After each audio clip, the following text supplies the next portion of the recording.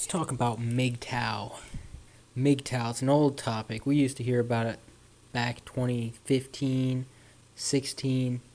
Old topic. Everybody really talked about this back then. And it's kind of made a comeback, but still kind of on the underground. A lot of people who are big in the movement have just become grifters that just post clickbait. And they're shadow banned by YouTube or whatever, and you don't really see anything from them. But they have some good points. And I really want to talk about it, even though this is probably not going to be very good for the so-called algorithm, right? Algorithm's going to hide the fuck out of this. But let's talk about it.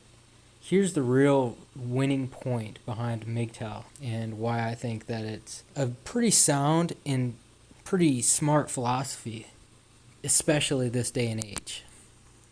Now, you always hear all these complaints about sexual harassment, right? And there's a huge hypocrisy that surrounds this whole situation. So, if men aren't aggressive, sexually aggressive, right?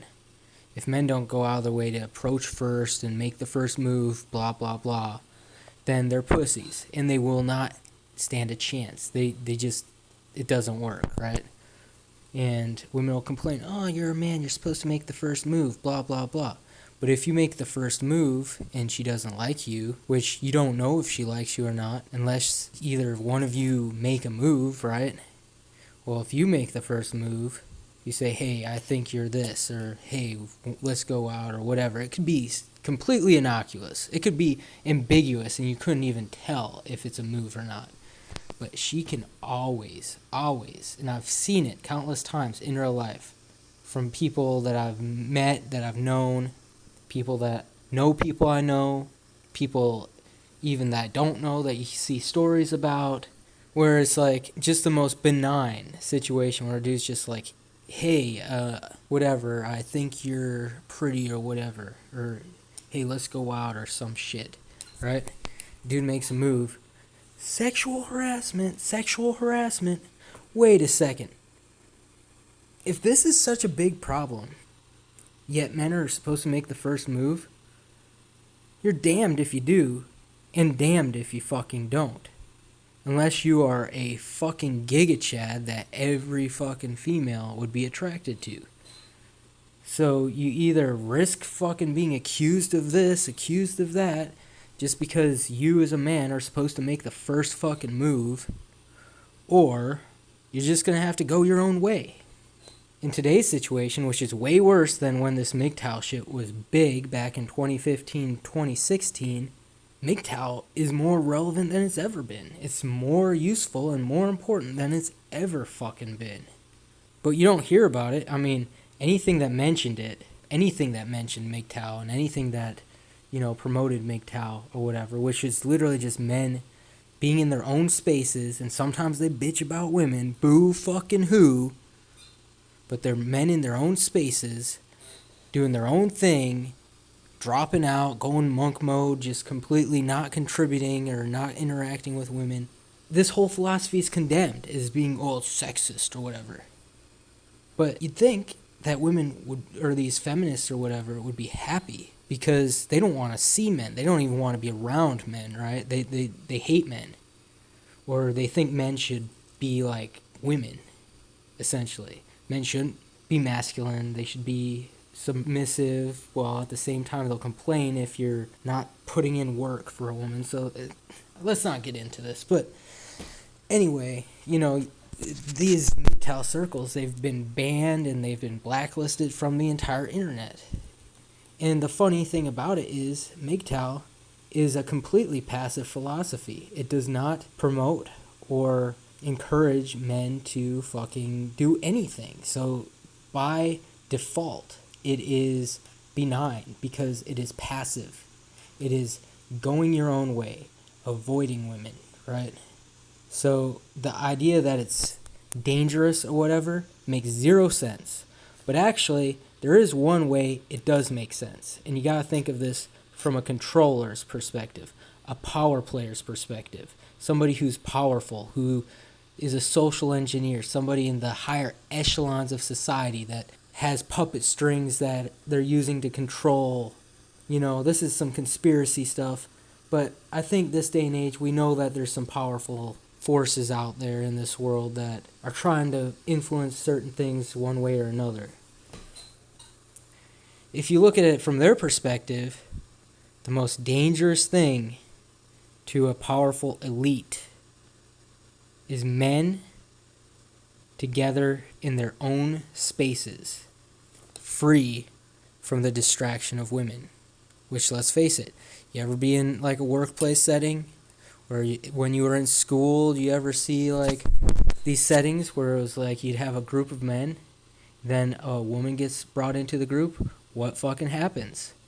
The group of men who were at first, they were super cooperative. There was like this bond between them, and the moment you throw, especially an attractive female, into that group, that bond between men is shattered because the men start competing for the woman. Because let's be real here, men are fucking coon brains. And I'm gonna say it out loud. I don't like this, but it's the fact. It's the truth. People will be like, oh, so you're saying men can't control themselves? Yeah, I am fucking saying that. I wish they weren't like that. But no matter how hard society seems to try, it only gets worse, and men become more and more coon brains. These men's ability to be powerful as a collective, as a group, is diminished the moment you throw women into male spaces. This is the reason why MGTOW is condemned, because it encourages male spaces. It's dangerous to the powerful people in society because men in large groups are very capable. And a group of capable men to these elites is what you call competition.